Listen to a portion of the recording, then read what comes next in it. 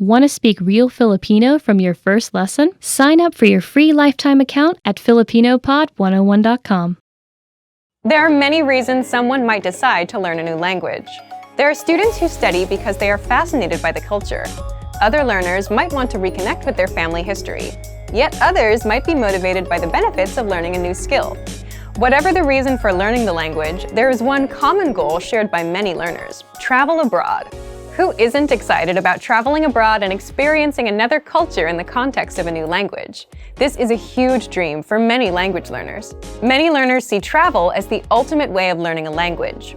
While we can't say that travel is bad for your studies, it is important to recognize that visiting a foreign country is not the one-way ticket to fluency many people think it is. In this video, we'll look at the pros and cons of learning language at home and abroad. First, an unexpected obstacle when studying abroad. There's a common obstacle that's especially true for native English speakers traveling abroad. Many people you meet will want to try to speak to you in your native language once they realize you're a foreigner. There are several reasons for this. The first is out of practicality.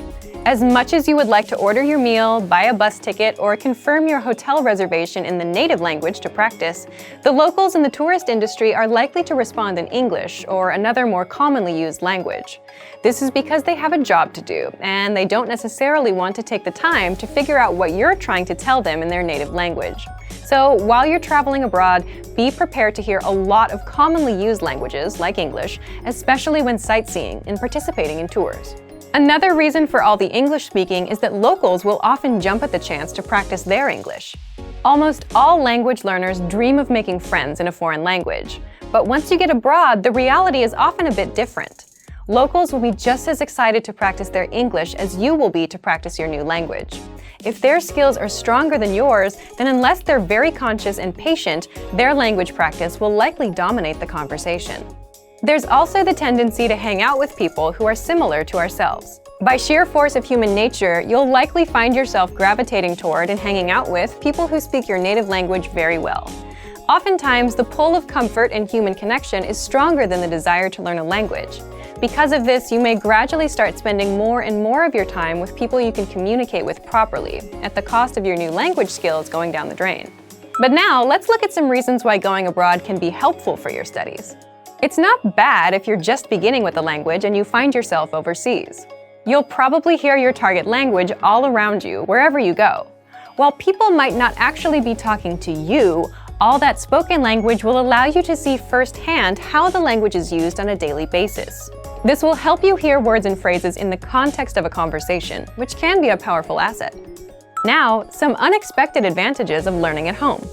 One of the best reasons to learn a language at home is that it's a lot easier to keep a regular schedule for your studies. Traveling is an awesome experience, but there's not usually a lot of downtime.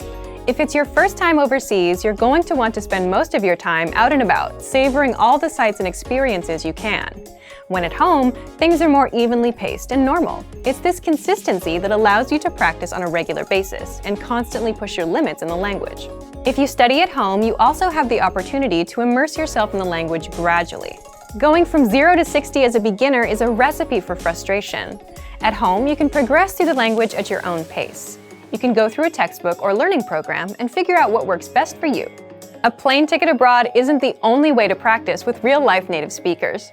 Try to find native speaker groups in your area or even online. There are many resources available for people wanting to learn a new language and talk to others to practice. If you're learning a new language, traveling abroad is an awesome experience for sure. Just don't expect a trip to solve all of your language learning difficulties. If learning a new language back at home is tough, doing the same overseas may be just as hard, if not harder in some ways.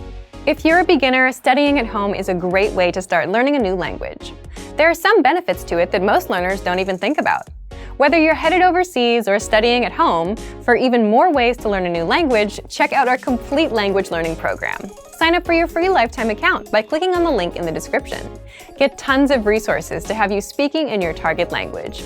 And if you enjoyed these tips, hit the like button, share the video with anyone who's trying to learn a new language, and subscribe to our channel. We release new videos every week. I'll see you next time. Bye! Want to speed up your language learning? Take your very first lesson with us. You'll start speaking in minutes and master real conversations.